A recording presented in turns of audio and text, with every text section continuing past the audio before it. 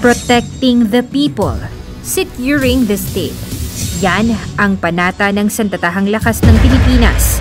Layunin nito na protektahan at pagsilbihan ang bansa laban sa terorismo at pananakop ng ibang mga bansa, lalo pa at tumitindi ang girian at digmaan. Kaya sa nagbabadyang panganib at tensyon sa West Philippine Sea, gaano nga ba kahanda ang ating bansa? Masisiguro ba ang ating kaligtasan kahit na may matinding banta? Gaano nga ba kalakas ang Sandatahang Lakas ng Pilipinas?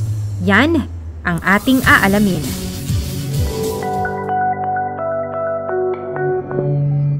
Gaano kalaki ang AFP? Mayroon itong tatlong pangunahing sangay, ang Army, Air Force at Navy. Ang presidente ng Pilipinas ang nagsisilbing Commander-in-Chief ng AFP. Siya ang gumagawa ng mga pulisiyang militar kasama ang Department of National Defense. Ginawa ang hukbong sandatahan dahil sa National Defense Act of 1935 na naglalayong makabuo ng Independent Philippine Military. Marami sa mga simbolo ng militar ng Pilipinas ay mula pa noong 1892 nang itinatag ni Bonifacio ang Katipunan na naging simula ng Revolutionary Philippine Army laban sa mga Kastila. Pagkatapos, itinatag ni General MacArthur ang Philippine Army noong 1935 na naging bahagi ito ng US Army Forces mula sa 1941 hanggang 1946 na nagdulot ng kalayaan sa Pilipinas. Kasama ng Philippine Navy at Army, itinatag ang Air Force noong 1947 at ang Marine Corps sa ilalim ng Navy noong 1950. Noong 2023, ipinasa ng Kongreso ang pagdagdag ng 6 billion pesos pondo ng AFP na ngayon ay may kabuuan ng 45 billion pesos. Ngayong 2024, isa ang defense sector sa magkakaroon ng mas mataas at prioridad sa pondo ng gobyerno kasama ng transportasyon at edukasyon. Kung ihahalin tulad sa buong mundo, ang Pilipinas ay ika-3rd out of 145 na may pinakamalakas na sandatahan. Meron itong rating na 0.4691 mula sa Global Firepower Review, kung saan ang score na pinakamataas ay 0.000. Kung ihahalin tulad sa US, ang rank 1 sa buong mundo, ito ay may score na 0.0699. Sa laki naman ng populasyong militar, ang Pilipinas ay mayroong 155,000 active duty personnel at mahigit 100,000 reservists. Ika-6 ito sa may pinakamalaking hukbo sa Southeast Asia.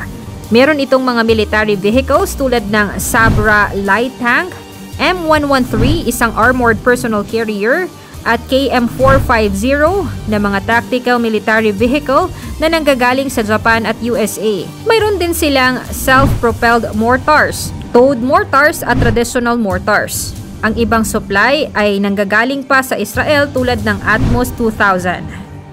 Air Forces.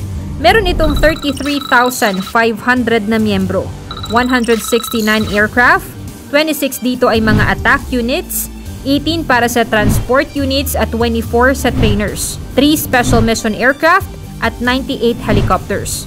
Kung sa jet fighters naman, ang Pilipinas ay merong KAI-T-50 na nagmumula pang Korea at OV-10 Bronco mula sa US, Hermes 450 at 900 mula sa Israel, at MD-500 sa US. Isa sa pinaka-pinahahalagahan ng Air Force ang Spider MR Surface-to-Air Missile System dahil itong isa sa pinaka-advanced na teknolohiya sa Pilipinas.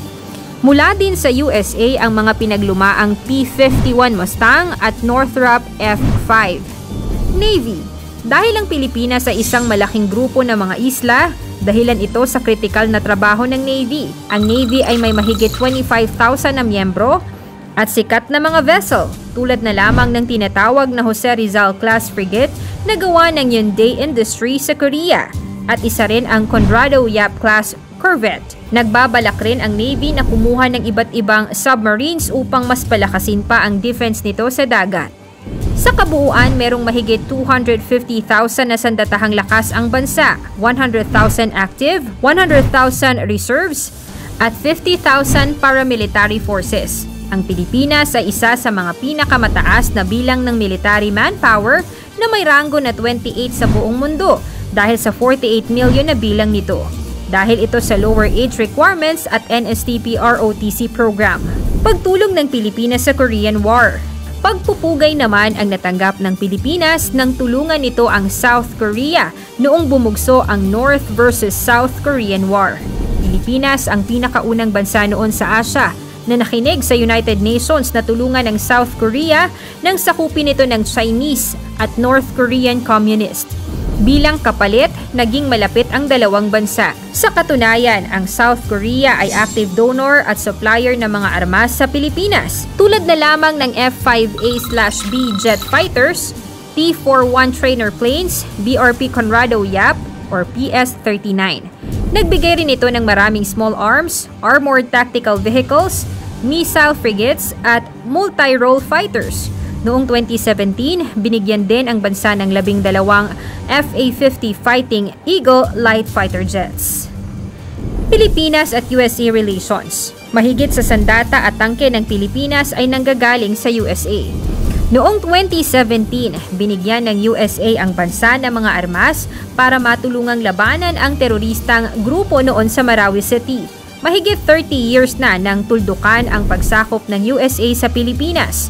Ngunit sa nagbabadyang panganib at kakulangan sa kakayahang depensahan ng sarili, nangangailangan ng Pilipinas ng higit na tulong mula sa ibang bansa, lalo na sa US. Nagkaroon ng dalawang bansa ng Mutual Defense Treaty noong August 30, 1951. Ito ang kasunduan na magtulungan kung sakaling ang isang bansa ay nanganganib mula sa teroristang pag-atake. Sa mas lumalalang tensyon ng Pilipinas laban sa China, inaanyayahang muli ng bansa ang USA na magkaroon ng karagdagang base militar sa Pilipinas upang makatulong laban sa nagbabadyang pag-atake ng China. Sa ngayon, meron ng 5 military bases ang Amerika sa bansa at naglalayong mas madagdagan pa ito ng 4 sa binabalak na lokasyong Cagayan, Isabela, Zambales at Palawan. Ang 5 base ng militar sa ngayon ay ang 4th Magsaysay, Basa Air Base, Benito Ibuen Air Base, Antonio Bautista Air Base at Lumbia Air Base ng Palawan, Pampanga, Nueva Ecija, Visayas at Mindanao. Anya ni Kenneth Falve Montojo, ang expert sa Filipino politics at senior lecturer sa Santa Clara University, ang sistemang kasunduan na ito ay isang win-win na sitwasyon. Dahil sa tensyon ng China at USA, ang base ng militar sa loob ng Pilipinas ay mas nakakapagbigay ng benepisyo sa USA laban sa nagbabadyang atake mula sa China. Sa pagdagdag lalo ng mga base militar mula sa USA, mas nakakapagbigay ito ng mas malakas at mas matibay na sandatahan. Sa ngayon, meron ng 500 na US military personnel sa Pilipinas. Matatandaan na sa pamumuno ni Duterte, mas naging pro-China at anti-US ito. Binanata nito noon na paalisin ang mga US military sa bansa. Ngunit ngayon sa panahon ni Marcos, mas interesado na ito sa pakikipag-ugnayan sa USA. Makikita na ang Pilipinas ay may kaya, lakas at galing kung pag-uusapan ang lakas ng sandatahan.